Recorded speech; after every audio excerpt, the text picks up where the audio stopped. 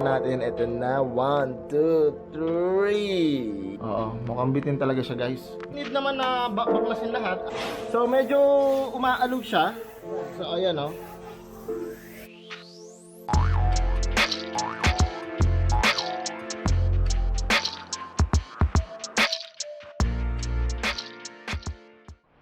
Good day, guys! Welcome to Kapwa Moto TV. This is Jem, nagbabalik para maghatid na naman sa inyo ng panibagong video vlog na inyo na naman kaaliwan.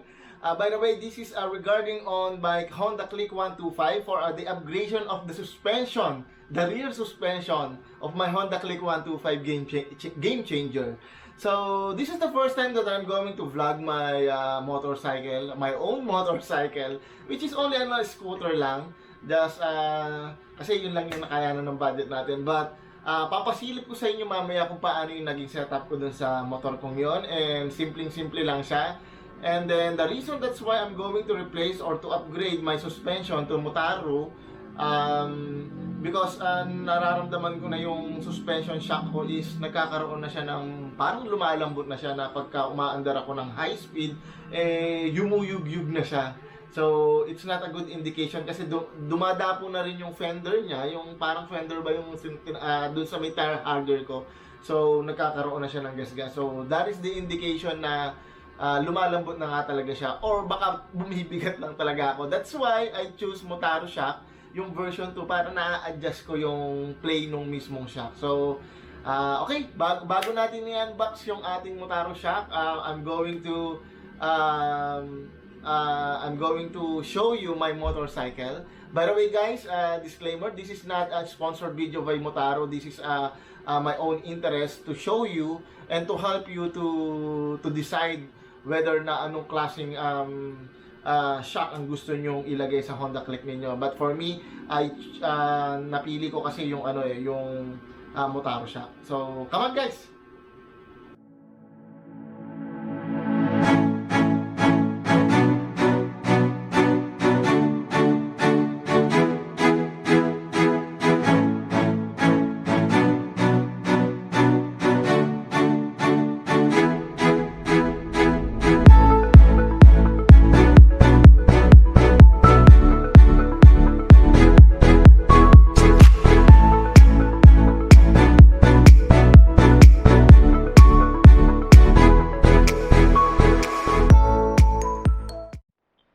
So, yun na nga, guys, nandito na tayo sa unboxing, no? So, it's fresh from Lazada, kaka-deliver lang today. So, sealed pa yan.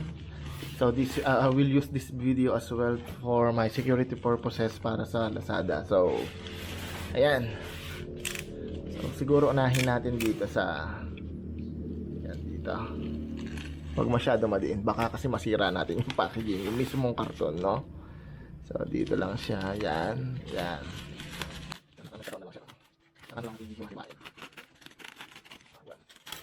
Ganito ako magbukas. Hindi ko sinisira kasi, guys, yung mismong packaging, pati yung bubble wrap, especially yung ito para kung if ever na ibabalik ko siya, is maibabalik ko pa siya sa seller or sa Lazada.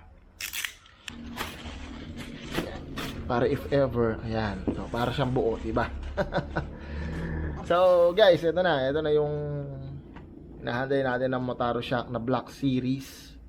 So, ano ba nasa box niya? So, ito yung nasa box niya, guys. Yan. Yan. Ikaw alam kung nakikita ninyo. Pero may barcode. Mukhang legit naman siya, guys. Ipopost ko din sa ko. Sa description yung seller na pinagbilan ko kasi maraming bumili sa kanya, kaya doon ako nag-decide na bumili din. So, buksan na natin kung ano ba nasa loob.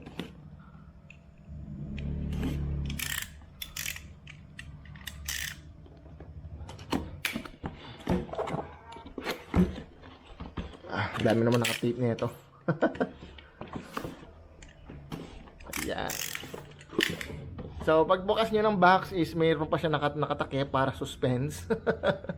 So, bubuksan natin. Ito na. 1, 2, 3. Yan ang shock natin. That's great. Pero bago yung shock, ano bang nasa laman, ano bang nasa loob niya is mukhang sirang sticker. Nasira na yung sticker. lang yan. Damage na yung sticker ha. And then meron tayong pang-adjust ng shock. Alam ko pang-adjust to ng shock guys eh. And then may dalawa siyang bushing. So, hindi ko alam.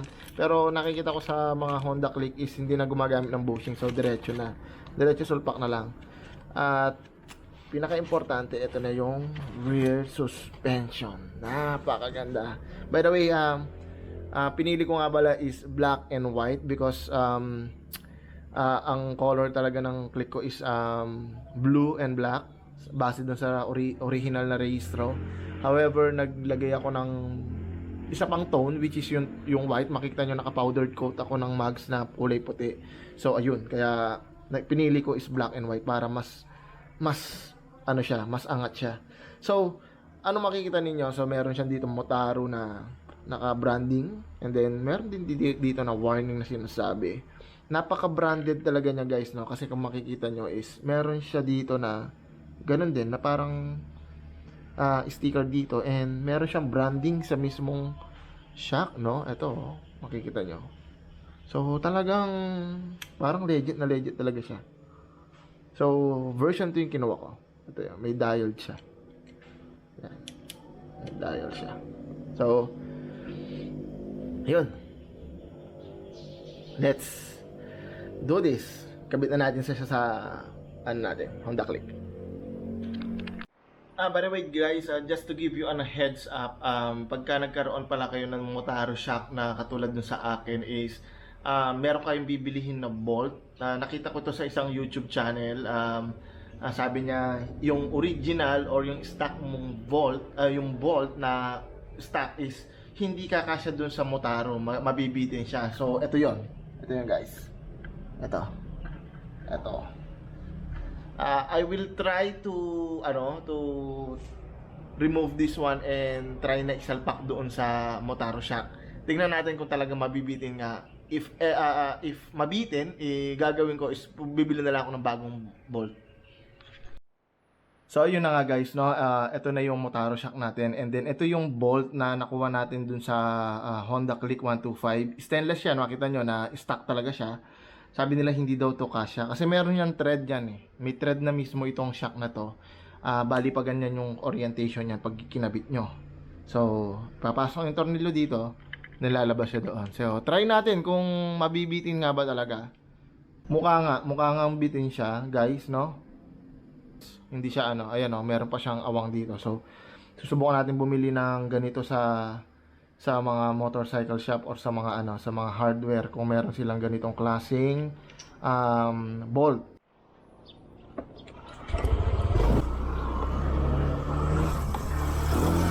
So ayun guys, papunta na nga tayo sa motor shop, no, para makabili ng bolt. So sana may makuha tayo para na sa ganun ikabit na natin ngayon.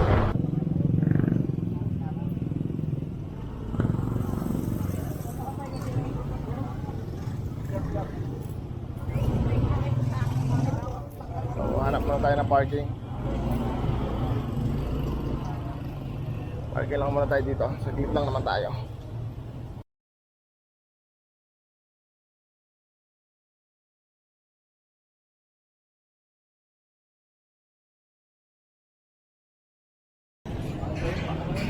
So yun guys, nakabili tayo, no? So halagang 20 pesos ordinary kasi yung mismong yung mismong stainless, iba daw yung magiging ngipin niya, mas magiging magaspang. So kaya hindi tayo binigyan ng stainless. So ordinary lang.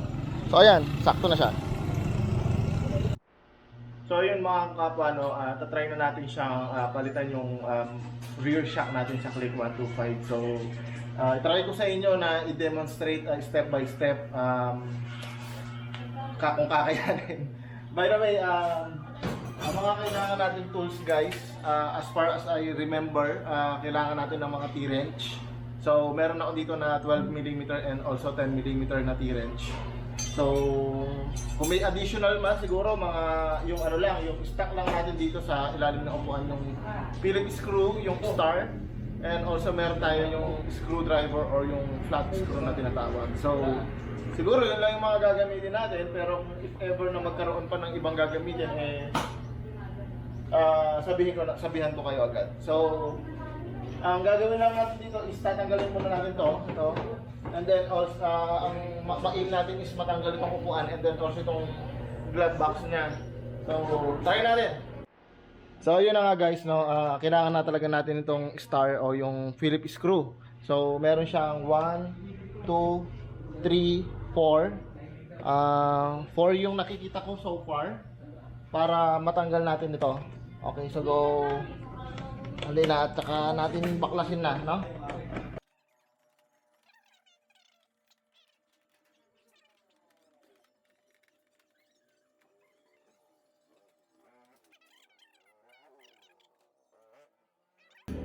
Meron ka makikita dito guys, ito.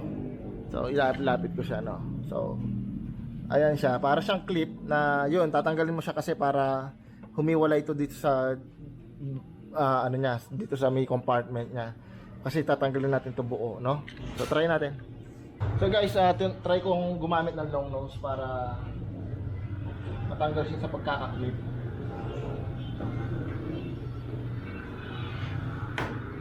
So yun, effective naman siya. So try na lang na ilong nose na lang ninyo.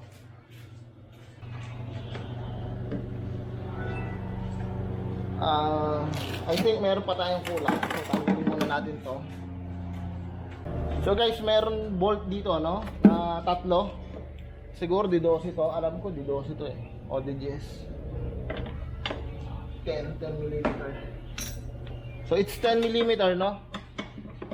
Tatlo siya. So 1, 2, 3. Pakita ko sa inyo, no? So ayan siya. So 1, tapos 2, then yung isa yun, 3. Yan, okay, no?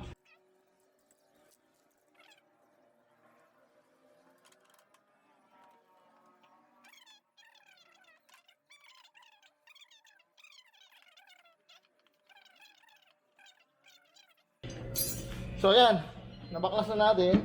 So hilahin mo lang siya ng dahan-dahan. Tapos tanggalin mo lang yung clip nito, yan. Yan, natanggal na natin. So ito na yung magiging work area nyo. So makikita nyo, kailangan din natin tanggalin to. And then may mga luluwagan tayong bolts dito para na sa ganun, nabubuka daw natin siya. So tanggalin ko muna ulit. Ayun guys, nabaklas ko na siya, no? Hindi ko na siya binidyohan. Medyo mahirap talaga siya na baklasin. So you don't need naman na baklasin lahat. Ang ma-aim mo lang sana dito is yung mabuka lang tong dalawang gilid na to. Kasi yung mga bolt dito sa sa tangke need mo ma-access ng 10 mm, no? So diniskartehan ko na lang din. So hindi ko na naipakita dahil nga medyo may kahirapan siya, no? Nandirito na yung yung tornilyo para doon sa shock natin. So may access na tayo dito. So pakita ko sa inyo. Yan. Ito na siya, no? So babaklasin natin siya. So much better siguro kung ilipat natin yung camera. Siguro kung yan. So ito na nga siya, no? So I think it's 14. Tanggalin na natin to guys and then pakita ko sa inyo. I think it's 14, takong tama siya, no? So gumamit na lang ako ng ganito. So ang pagluwag nito is counterclockwise. So tingnan natin, ha? Pagkana siguro. Ayun, nalaglag yung isang tornilyo. Yan, naluwagan ko na, medyo hindi naman siya maluwag na maluwag, mahigpit guys. So tanggalin na natin. Lagay ko na dito. Siguro i-set na natin ito. Tanggalin ko na rin yung sa ilalim, guys.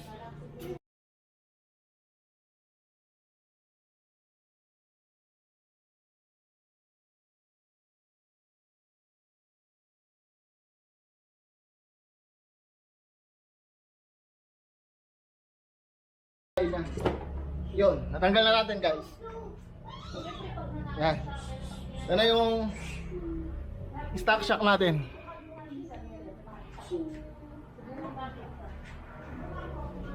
So, ilagay na natin yung Motaro shock natin. So, ito na. So, orientation niya is pag ganyan. Try natin kung may kabit natin. Yung iba kasi dinidiscarte yan din to eh.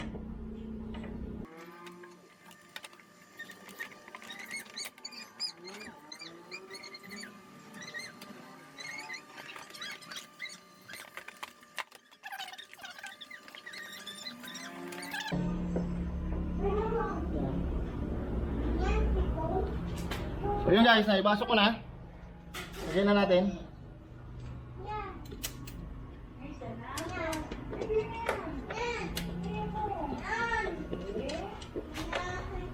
So higpitan na natin siya base dun sa higpit na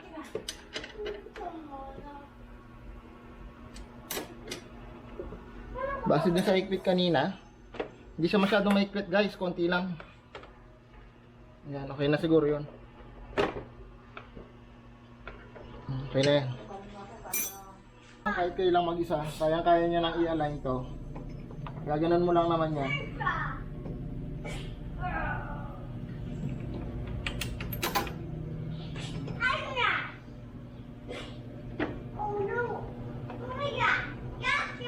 So 10mm ang gagamitin natin. So ipitan mo lang.